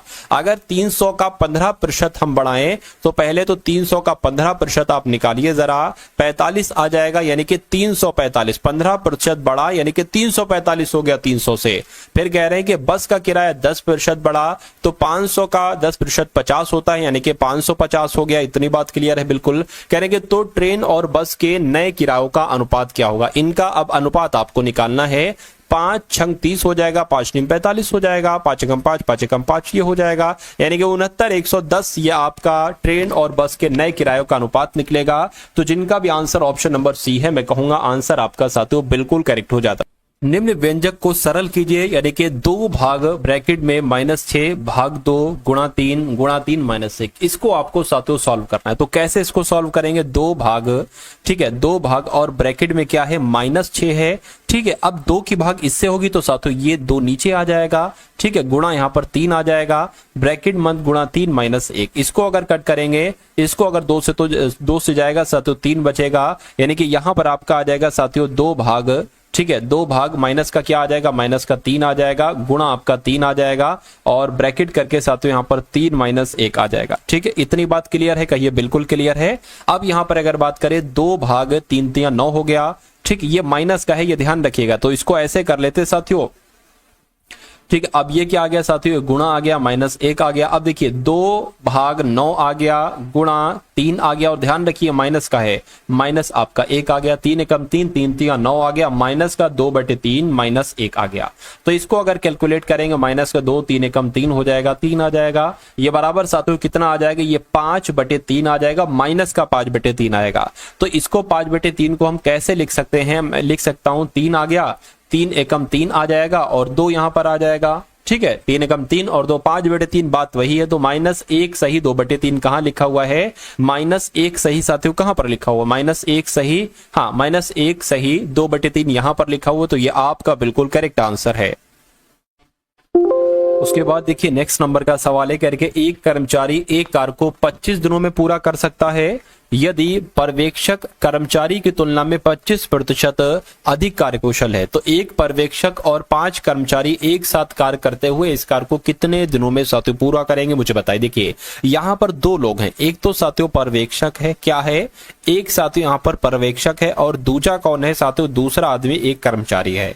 ठीक है, कहा जा रहा है कि एक कर्मचारी एक कार्य को 25 दिनों में पूरा कर सकता है यदि पर्यवेक्षक, क्या साथियों, पर्यवेक्षक कर्मचारी की तुलना में, पर्यवेक्षक जो है ना ये कर्मचारी की तुलना में 25% अधिक कार्यकुशल है। अगर साथियों यहाँ पर हम क्षमता की बात करते हैं तो अगर इसकी क्षमता 100% है तो इसकी 25% अधिक है, यानी कि इसकी 125 क्षमता है। इसको अगर कट करें तो 25 चौक और 25 पंजे, यानी कि अगर कर्मचारी की क्षमता साथियों 4 है तो मैं कहूंगा पर्यवेक्षक की 5 है। अब यहां पर समय का साथियों इसका अपोजिट हो जाएगा, यानी कि अगर समय की बात करें तो ये 4 दिन में कोई काम करता है तो इसको 5 दिन का समय लगता है। ठीक है ना, ये कहा गया है, इतनी बात कही गई है। ठीक है, उसके बाद कहने के तो एक पर्यवेक्षक और 5 कर्मचारी एक साथ कार्य करते हुए इस कार्य को कितने दिनों में पूरा करेंगे? कर्मचारी के द्वारा लिया गया समय, कर्मचारी कितना समय ले रहा है? ठीक है, यहां पर लिखा हुआ है कर्मचारी एक काम को 25 दिन में करता है, लेकिन यहां पर लिखा हुआ है साथियों 25 दिन में करता है, लेकिन यहां पर 5 लिखा हुआ है तो 5 की गुणा 5 से कराएगी तभी तो 25 दिनों में करता है। तो मैं कहूं साथियों इसकी भी गुणा हमें 5 से ही कराना होगी तो 5 चौक 20 हो जाएगा। यानी कि मैं कह सकता हूं कि कर्मचारी किसी काम को 25 दिन में करता है, पर्यवेक्षक किसी काम को 20 दिन में करता है। दोनों एक साथ कार्य करें, क्या साथियों, दोनों, क्या लिखा हुआ है कि एक पर्यवेक्षक और 5 कर्मचारी एक साथ कार्य करते हुए इस कार्य को कितने दिनों में पूरा कर सकते हैं, इतनी सी बात आपसे कही गई है। देखिए इतनी बात आपको क्लियर है। अब यहां पर एक लाइन लिखी हुई है, कहा जा रहा है कि एक पर्यवेक्षक है, पर्यवेक्षक एक है और 5 कर्मचारी। अब देखिए किसी काम को 25 दिन में किया जाता है, अगर 5 कर्मचारी हो जाएंगे तो मैं कहूंगा साथियों कि उस काम को कितने दिन में किया जाएगा, बताइए। उस काम को साथियों 5 दिन में किया जाएगा, ठीक है ना। यानी कि पर्यवेक्षक एक है तो पर्यवेक्षक किसी काम को 20 दिन में कर रहे हैं, तो कर्मचारियों की अगर बात करते हैं साथियों ये 5 दिन में ही करेंगे क्योंकि 5 कर्मचारियों की बात की गई है। तो अब ये मैटर आपके सामने आ गया। अब इसको सॉल्व करना है, टोटल नंबर हम 20 मान लेते हैं, ठीक है, ये टोटल काम है। ये 5 चौक 20 आ जाएगा और 20 एकम 20 आ जाएगा, यानी कि कर्मचारी एक दिन में 4 काम करेंगे और पर्यवेक्षक एक दिन में 1 काम करेंगे। मैं कहूंगा दोनों मिलकर 5 काम करेंगे और टोटल काम है 20, तो 5 एकम 5 यानी कि 5 चौक 20 हो जाएगा, यानी कि दोनों मिलकर 4 दिन में ये काम निपटा देंगे अगर एक पर्यवेक्षक है और 5 कर्मचारी है। तो जिनका भी आंसर यहाँ पर बी है बिल्कुल करेक्ट है। उसके बाद देखिए नेक्स्ट नंबर का सवाल है, करके एक सौदे में प्रतिशत लाभ क्रय मूल्य के 70% के बराबर है, ठीक है ना। एक सौदा हुआ है और इसमें जो लाभ हुआ है ना वो क्रय मूल्य के 70% के बराबर है। क्रय मूल्य के 70% के बराबर, यदि बाद में क्रय मूल्य 40% बढ़ जाता है लेकिन विक्रय मूल्य समान रहता है तो दोनों प्रतिशत लाभ का अंतर क्या होगा, मुझे बताइए। देखिए मान लीजिए क्रय मूल्य कितना है, मान लीजिए क्रय मूल्य साथियों अगर 100 है और लाभ कितना बताया गया है, लाभ बताया गया है कि भैया 70% लाभ हुआ है, यानी कि अगर वो वस्तु बेची जाए उसका सेलिंग प्राइस कितना हो जाएगा, 170 हो जाएगा। अरे भाई 100 रुपए में ली गई, 70 रुपए उसका लाभ हुआ तो कितने रुपए में वो बेची गई होगी, 170 रुपए में बेची गई होगी। यानी कि यदि बाद में क्रय मूल्य 40% बढ़ जाता है, यानी कि क्रय मूल्य अगर 40% बढ़ गया तो 140 हो गया, ठीक है। अब उसके बाद अगर बात करें, कहा गया है साथियों अब जो है ना वो लाभ कितना 40% बढ़ता है, तो साथियों 170 रुपए में वो बेची गई, ठीक, यानी कि लाभ 70 हुआ और यहां पर 140 रुपए में बेची गई तो लाभ कितना हुआ साथियों, लाभ 40 हुआ। तो यहां पर आपसे ये कहा जा रहा है साथियों, ये पूछा जा रहा है कि इनका अंतर, यानी कि क्या कहा गया दोनों लाभ का अंतर आपसे यहां पर पूछा जा रहा है। तो दोनों लाभ के अंतर की अगर हम बात करते हैं तो साथियों इसको 170 में से 140 जाएगा तो कितना आपके पास बचेगा। अब इसको प्रतिशत में आपको क्या करना है, प्रतिशत में आपको बदलना है, तो 50, 60, 70 यानी कि 30 लाभ होगा, ठीक, इसको गुणा में बदलेंगे और यहां पर नीचे क्या आ जाएगा 140 आ जाएगा, इस जीरो से ये कैंसिल हो जाएगा, इसको अगर कट करते हैं तो 70 और 50 आ जाएगा, ये 5 तियां 15 यानी कि ये 150 हो गए, ये 7 आ गया, 7 दूना 14 हो जाएगा, ये 10 हो गया, 7 एकम 7 हो जाएगा, पॉइंट लगाएंगे, जीरो बढ़ाएंगे, 7 चौक 28 हो जाएगा और फिर 7 तियां 21 हो जाएगा, यानी कि आपका जो लाभ आया है वो 21.43 आया है, इतने प्रतिशत आया है। तो कहने के अभिष्ट अंतर क्या होगा। अब अभिष्ट अंतर की जब हम बात करें, लाभ हो रहा था इसमें से अब इसको घटाना है, तो जब 70 में से साथियों क्या 70 में से आप 21.43 घटाओगे तो कितना आ जाएगा साथियों, 7 आ गया, 5 आ गया, 8 आ गया और 4 आ गया, यानी कि इतना प्रतिशत साथियों क्या अंतर होगा। तो मैं कहूंगा कि अभिष्ट अंतर कितना है, 48.57 है और ये आपका राइट आंसर हो जाएगा। उसके बाद देख लीजिए नेक्स्ट नंबर का साथियों सवाल है आपकी स्क्रीन पर और ये एक तरीके से सेकंड लास्ट क्वेश्चन है। चलिए, कहा गया है यहां पर कि दो संख्या नहीं, ये वाला है, यदि किसी गोले का व्यास 56 सेंटीमीटर है, यानी कि एक गोला होगा, इसका व्यास की बात करें तो ये 56 होगा, तो मैं कहूंगा अगर हम बात करते हैं इसकी त्रिज्या कितनी होगी, तो इसकी त्रिज्या आधी हो जाएगी, 2 दूना 4, 2, ठीक है, और 2 अट्ठे 16 यानी कि 28 इसकी त्रिज्या हो जाएगी, ठीक है ना। तो इसका पृष्ठीय क्षेत्रफल कितना होगा आपसे पूछा जा रहा है। गोले का पृष्ठीय क्षेत्रफल का सूत्र क्या होता है, 4 पाई आर स्क्वायर, 4 हो गया गुणा 22/7 हो गया, आर कितनी निकली 28, यानी कि 28 गुणा 28 आ गई, 7 चौक 28 हो जाएगा। इसको आप कैलकुलेट करा लीजिए साथियों, कैसे, ठीक है, मैं आपको बता देता हूं, यानी कि 4 गुणा 22 गुणा 28 गुणा 4, इसको कैलकुलेट कराना है। देखिए ये कितना हो जाएगा, 4 दूना 88 हो जाएगा, 88 से 4 की गुणा सबसे पहले करो तो 4 अट्ठे 32 हो गया, 4 अट्ठे 32 और 35 हो गया। अब 352 की गुणा साथियों 28 से आप कर दो, आंसर आपका आ जाएगा 8 दूना 16 हो गया, 8 पंच 40 41 हो गया, 8 तियां 24 25 26 27 28 हो गया और इसको कैलकुलेट करेंगे 4 आ जाएगा, ये 10 आ जाएगा, ठीक है, 3 दूना 6 और आपका 7 आ जाएगा, ये 6 आ गया, ये 5 आ गया, ये 8 आ गया, ये 9 आ गया, यानी कि 9856 आपका यहाँ पर बिल्कुल करेक्ट आंसर हो जाएगा। सूत्र आप लोग यहाँ पर ध्यान रखेंगे। चलिए भाई, उसके बाद देखिए नेक्स्ट नंबर का सवाल है आपकी स्क्रीन पर, इस सवाल को देख लीजिए और मुझे बता दीजिए कि आपका राइट आंसर यहाँ पर किस ऑप्शन के साथ जाएगा। करेंगे दो संख्याओं का अनुपात 5:9 है, ठीक है, एक सेकेंड, चलिए क्या कहा गया है साथियों, दो संख्याओं का अनुपात कितना है, 5:3 है। यदि उनका महत्तम समावर्तक 14 है तो उनका लघुत्तम समावर्तक कितना होगा। अगर मैं कहूं आपसे दोनों संख्याएं कितनी होंगी, तो दोनों देखिए, कभी भी अगर मासा दे रखा है, HCF दे रखा है और संख्याओं का अनुपात दे रखा है, तो आप HCF की गुणा पहले अनुपात से कराओगे तो वो पहली संख्या आएगी, दूसरे से कराओगे दूसरी संख्या आ जाएगी। तो 14 पंजे 70 और 14 नीम साथियों कितने होते, 126 होते, तो ये पहली संख्या, ये दूसरी संख्या, गुणा बराबर HCF 14 आ गया, ठीक है। तो लघुत्तम समावर्तक कितना होगा, ये एलसीएम साथियों हम बहुत आराम से ज्ञात कर लेंगे, 14 कम 14, 14 पंजे 70 हो जाए, यानी कि 126 की गुणा 5 से करा दो, 6 पंजे 30 हो गया, 5 दूना 10, 13 हो गया, 5 कम 5 6, यानी कि 630 आपका बिल्कुल करेक्ट आंसर हो जाएगा। और जिनका भी आंसर ऑप्शन नंबर सी के साथ है तो मैं कहूंगा कि आपका आंसर बिल्कुल करेक्ट है।